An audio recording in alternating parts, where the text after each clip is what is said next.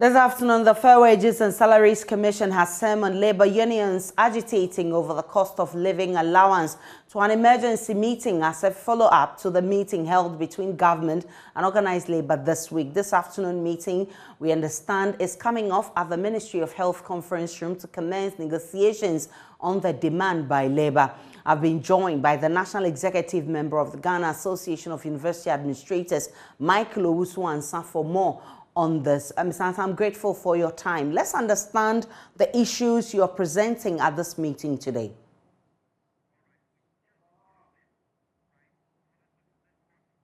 Mr. Ansah is with the Association of Universities. He will join us to tell us about what the meeting is about this afternoon. Remember, they've been summoned by the Labour Fair Wages and Labour Commission. This morning, there was a tweet by the Information Minister, Kojo Ponkroma, announcing that the President, Akufo-Addo, has directed the Fair Wages and Labour Commission to engage labour unions over the agitations over the COLA.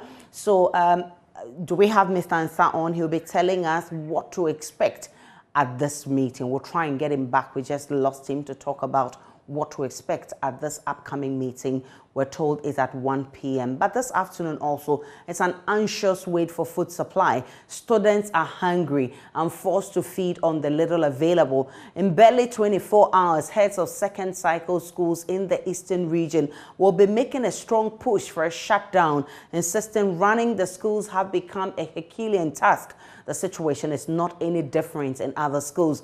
In the Upper East region, schools are yet to receive the food promised them, and Upper West region, same by the Ministry of Education. We'll be getting an update from our correspondents shortly. But first, listen to former Vice-Chancellor of the University of Ghana and educationist Professor Ivan Adai-Mensah, who is predicting tougher times if government does not urgently review the free SHS policy to allow some parents to pay fees. He spoke on PM Express. Touch the idea in principle that some people can't afford school fees and need to be helped. But I will touch the blanket implementation of the program, that it must go to everybody. I believe that those who can afford must contribute.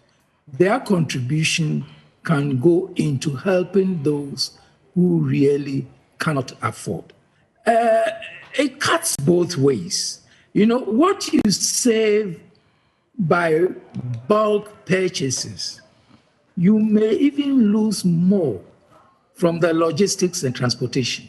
You bring everything cheaply to a central point, and then you start distributing around the whole country. You know what transportation costs are now. By the time mackerel you have ordered cheaply from somewhere to Accra gets to Damongo, it may be more expensive than the Damongo senior high school headmaster buying the mackerel locally. That's the point I'm trying to make. So you may have the economies of scale at the central point, but by the time you've done your distribution, the cost of transportation, the delays, and the inefficiency in making sure that the food gets to the schools on time will make the whole thing nonsensical.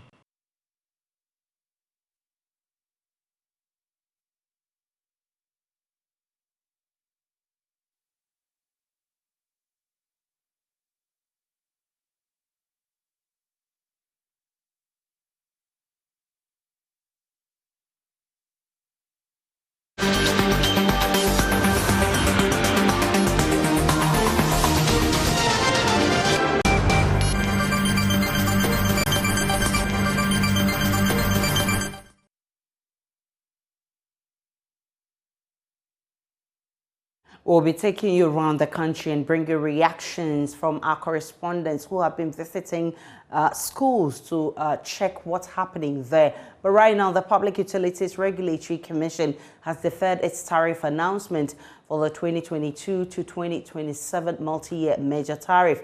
In a statement, the Commission indicated the communicated date for the tariff announcement has been deferred to Friday, July 15. So what has caused this postponement and what will it mean to consumers? Executive Secretary of the PURC, Dr. Aisha, has been explaining on News Desk. When the utilities submit their proposals, we have certain stages, certain processes we go through. We need to allow them to come and defend. We need to do our independent analysis using our model. We need to do a lot of stakeholder engagement. So that is what we've done up to this stage. What we are doing, in addition to all these processes, to ensure that, one, we confirm the figures and to also make sure what we are passing on is right. Whatever it is, the tariff will come out, whether the economic conditions are bad or they are not bad, because at the end of the day, the utilities will also need to get money to buy gas and other things to produce the power. If we decide not to determine the tariff, they need even the tariff for their own planning. Those who want to go and take loans, they need them too. So if we decide not to come out with a tariff at all, it will have a lot of implication on the utilities and even on some consumers, especially industries, because they also need this for their midterm planning and so many other things. So we need to come out, just that we want to make sure that by coming out, we are doing the right thing. On the 15th of July, which is tomorrow, the announcement will not be made. As I indicated earlier, tomorrow we are meeting Ghana Gas, ECG, Ghana Water, and NEDCO. That will be our final meeting with them to confirm government loans to them, to confirm figures on depreciation, to confirm some figures on return on equity, and a number of issues we've identified through our project verification and through our analysis. After this meeting, the whole of next week, the Board of Energy Commission. So this work is done. The tariff is done by what we call the technical committee of the board. So after tomorrow's meeting, they will submit their report to the board, and the board will meet next week, after which they will approve and announce the tariff.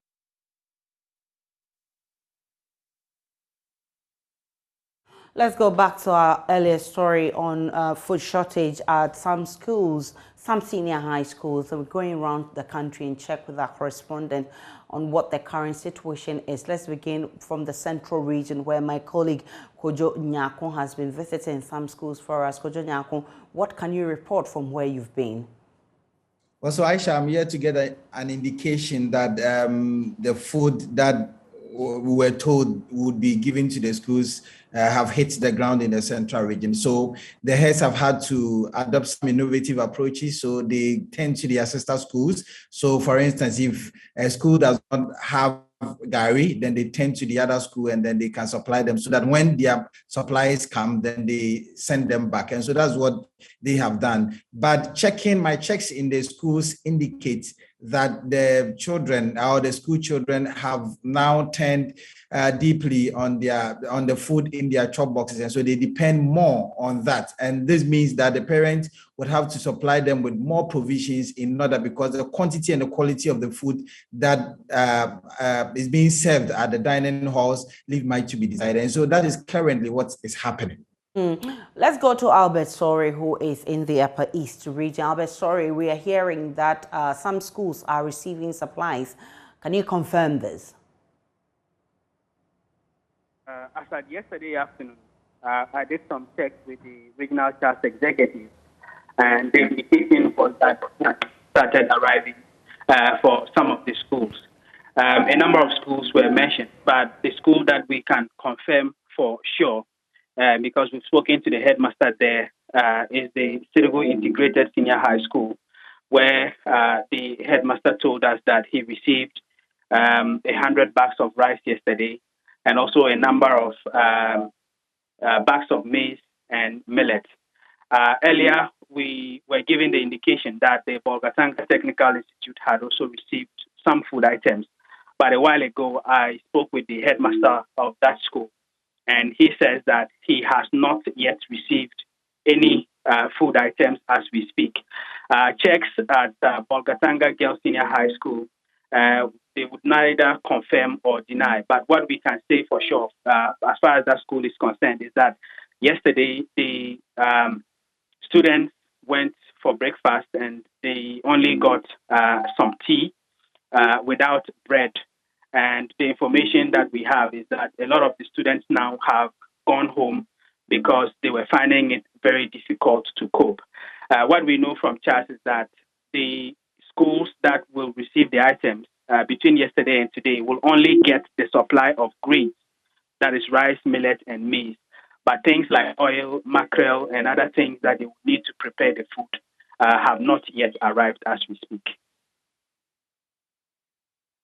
Albert, sorry, he's reporting from the Upper East region. You also heard that in the Eastern region, the CHAS has been issuing statements warning that there may be closure of schools if something is not done about the supply of food. You've also heard across the country, in the Upper West region, the situation is not different. We'll be trying to get our Volta region correspondent, Fred Kwame Asari, who also reports that there's been issues with schools who are warning they may also shut down. Do we have Fred Kwame Asari? If not, we'll try and get him and get more from across the country as far as food shortage in senior high schools are concerned. But as the latest CDD Afrobarometer survey on the economy, public services and taxation reveals majority of Ghanaians believe the country is heading in the wrong direction. There are calls for the president to reshuffle and reduce his ministers. The latest to make that call is a majority leader in Parliament, Oseche Mensah Bonsu, who says only 19 ministers are needed in decision making. The rest only puts a burden on the government purse. Listen.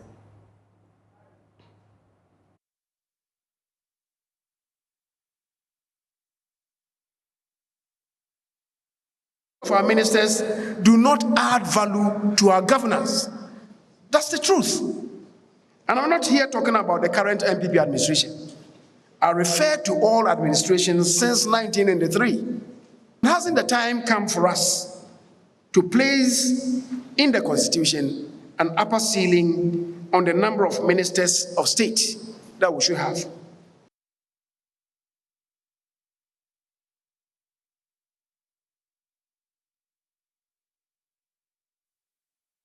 We can broaden that conversation now and speak with Director at the Center of European Studies and Senior Lecturer at the Political Science Department at the University of Ghana, Dr. Kwame Asah-Asante. Doc, I'm grateful for your time. Quickly, what are your thoughts on the call by the majority leader?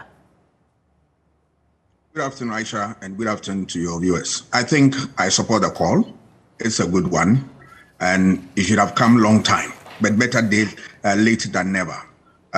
You don't need a bigger size of government in order to deliver. No, you need very efficient, competent people who will have ideas and then will want to implement to assist the president to deliver on his promise. That's all. So I am happy that all these while people have advised the government, but government has turned deaf ears to this thing. So I'm happy that it's coming from the majority leader, that it means that they have reflected on all the suggestions people have made. It's a good one. Because, see, Aisha, come to think about it. Let's look at a country, Britain, one of the richest countries in the world, has 104 paid ministers, paid. The people will pay them, 109. We have unpaid ones, 14. Even you put the two together and consider that you are talking about a country which is very rich, then why do you have over 120 something for the first tenure and then 80 something in this tenure? It doesn't help anybody. Look at Nigeria. Let me bother you with a few statistics. Look at Nigeria, a country with about 206.1 million people as a 2020 census. They have ministers of 44 ministers. Let's look at South Africa, a country with 59.31 million people. They have 28 ministers, 30 deputies. Look at Rwanda, which is, causing a lot of sensation in terms of what? The improvement of the economic lot on the continent. They have 20 ministers, then ministers of state 10, making 30. All right, why do we want to have this elephant type of government size? It doesn't help anybody. So I am happy that we are looking at this and it's going to help. And it's not only for ministerial appointment. We should also look at positions such as deputy CEOs. We have so many in this country and we pay them. Why do you want to waste resources on that? Not only that, we have special aids attached to ministers and all that. All these things, we must have a second look at them and then, consider the public purse and then deal with that very efficiently. Let's look at even vehicle administration, the cars that we buy. Can't we have a pool of cars where ministers, if they are traveling, can go there and then take one and then travel with it and come and return it? We spend all our resources buying all these things. And then I want the lawmakers to also consider trying to understand and then come out with certain laws that will also look at the size of the Supreme Court. Because look at mighty America. They have 9 Supreme Court judges. Here, what we have is something that we must, trigger the conversation and look at whether we want to maintain want to put a cap on that so that we also manage our resources efficiently. Doc, this is not the first time we're hearing this. I mean, is there the political will to do so? If you ask me, the answer is no. What would it take for us to be able to do this? I mean, civil society, you and I must continue to put pressure on government and so that the government will do the needful. And even now, the government doesn't need to sit down for us to put pressure on it in order to do the needful, simply because of the economic condition that the government finds itself. So the government must, on its own accord, do the needful by reducing some of its ministers and then listen to some of the things that people are saying. Let us remember that government or governance is a dialogue thing. It's a give and take. So it's not a monologue. So when we speak and make suggestions, government must listen with rapt attention and put these things into practice. Dr. Asante, I'm grateful for your time this afternoon. He's Director of Center for European Studies and Senior Lecturer at the Political Science Department at the University of Ghana. This afternoon, the Fair Wages and Salaries Commission has summoned labor unions agitating over the cost of living allowance to an emergency meeting as a follow-up to the meeting held between government and organized labor this week. This afternoon, the meeting, we understand, is being held at the Ministry of Health to commence negotiations on the demand by labor. Now, I have been joined by the National Executive Member of the Ghana Association of University Administrators, Michael Owusu-Ansah, to tell us more on what to expect. Mr. Ansah, let's understand the issues you are presenting this afternoon at the meeting. Hello, Mr. Owusu-Ansah, do we have you? Yeah, thank you very much, and thank you to your listeners. Yes, so good afternoon. Good afternoon and good afternoon to your listeners. Good afternoon. Go ahead, Ms. Ansah. Ms. Ansah, go ahead. You're on the Midday News. You recall that we had our meeting with the government team the last time, and the government team had a challenge with the presence of the 4 striking teacher unions joining the team for the negotiations. The government had initially requested the 4 teams to leave for conversation to begin, but the other members of organized labor insisted that we are here as a team and would like to remain as a team. This afternoon, we are expecting that government will open negotiations with labor and get a clear conclusion to the matter. What case are you going to be making at this meeting? I think we have already made a point that the disposable income of labor has been seriously affected with the hard economic conditions that we all face as workers. Labor, since Midday, has made a formal request for 20% COLA. So this afternoon, we understand that the president of the land has instructed the government team to begin negotiations. So this afternoon, we are expecting government to make an offer, put a very reasonable offer on the table, and based on the reasonableness of the offer, Labour will decide to accept so that there can be a closure. I'm grateful for your time. Michael Oswansa, he is executive member of the Ghana Association of Universities. Now, the revival of the Ghanaian economy, battered by the coronavirus pandemic and other global shocks, is now in the hands of the International Monetary Fund, IMF, as they begin a broader discussion on the best solution to cure the fragile economy. The fund concluded talks with government and indicated its readiness to provide Ghana's government with the much-needed bailout it is seeking, after a meeting with officials and MP, civil society, among others, to assess the current economic situation and discuss the broad lines of government's enhanced domestic program. Well, in some few hours, Vice President Dr.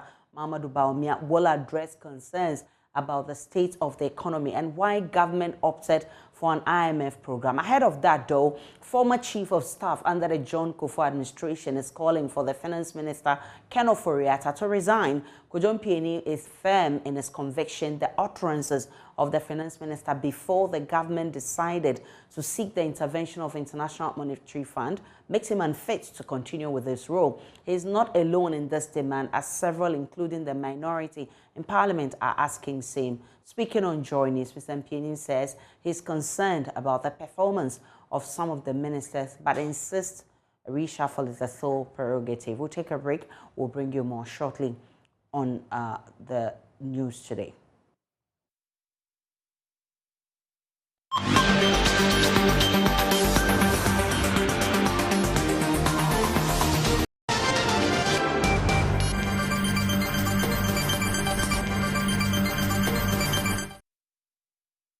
Hi, good afternoon. Welcome to Business. My name is Darryl Kwao.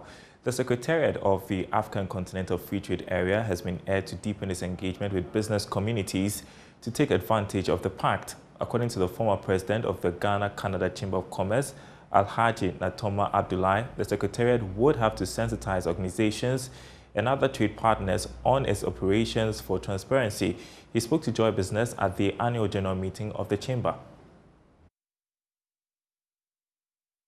According to Alhaji Abdullahi, the African Continental Free Trade Area needs a strategic framework for delivering on Africa's goal for inclusive and sustainable development. In promoting intra-regional connectivity, he urged the Secretariat to work assiduously to educate members of the general business community to cushion and expand their businesses. Some members would definitely are definitely taking advantage of the African Continental Trade as soon as it was launched or as now. But it's not everybody who understands or who would join the band, but they will watching others go and then they will follow up. Because most of our members are all were looking into Canada for business, looking to Canada for money, looking to Canada for partnership. But we're making a U-turn and coming home to Africa, back here. On inflation, ex-official member of the Chamber, Salah Kalmoni, indicated that the current rate of inflation is affecting the business of the Chamber. Obviously, one of the things which is happening in Ghana, the inflation is very high. And when inflation is very high, this not only is a challenge for businesses, but it's also a challenge for the consumers. Another challenge also for businesses and consumers when the fiscal difficulties is that the CD interest rates goes high.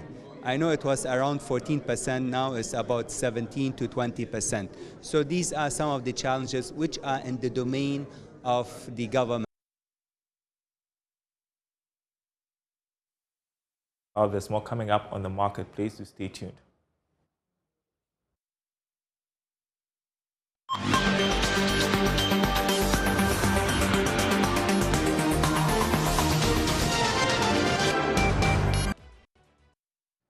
Hello, good afternoon and welcome to the sports segment with me, Oreko Ampofo, and it is indeed exciting times because after 3 years, the World Athletics Championship returns and Joy Sports will bring you exclusive coverage as well as report and all the details that you need to know, especially because Team Ghana would be well represented at the event.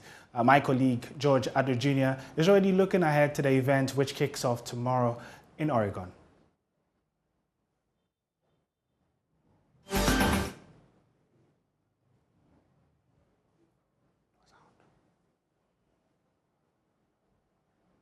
To take place right here in Oregon, Eugene. For many around the world, this is an opportunity to show the world what they've got. Athletes who are leading the scene would love to put up a performance that wraps the kind of careers they've had. The athletes who have got their names popping up around the world will want to show us what they've got on the big stage and prove to everybody that they can do it here. And for those athletes that the world's sport or this sport rides on, will be looking to consolidate their places right here. So far as we are concerned in Ghana, we have 7 athletes who are going to be here to do the do for us. We've got Benjamin Azamati, who will be featuring the 100 meters. There's Joseph Paul Amwa, who will feature on the 100 meters and 200 meters. Of course, Joseph Paul Amwa, Benjamin Azamati, Joseph Menu, Sean Safo Entry, as well as Emmanuel Yeboah are going to be part of the 4x100 meters relay team. Deborah Aqua will be here in long jump. She will be right on the tracks. And again, we'll tell you about Alexander Mankwa, who will be running in 800 meters. It's supposed to be an interesting event. The last time Ghana won a medal at the World Championships was far back in 2006 when Vida Enim got bronze in 200 meters. The big question we're trying to answer in the coming 9 days is, can Ghana win a medal? And could this just be our chance? Could this be Ghana's chance? Time will definitely tell. But George did touch on one of the themes to expect as athletes would be bowing out in terms of their career, and one of which is Allyson Felix, who would be saying goodbye to the track and field after 19 years.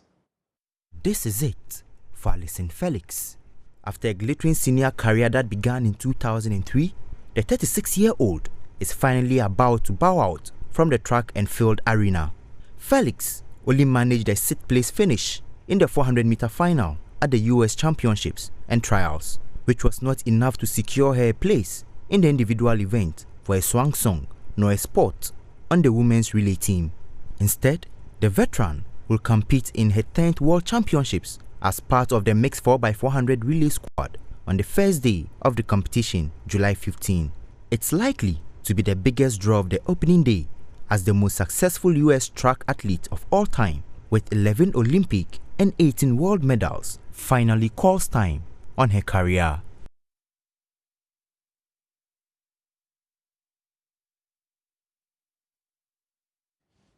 Well, that's how we'll be wrapping up the sports here, but remember that it's just the beginning of the World Athletics Championships, and there's no better place to be than Joy Sports. You can follow us on social media at Joy Sports GH for up-to-the-minute and regular updates on the event championships, which kicks off on Friday. My name is Ibrahim.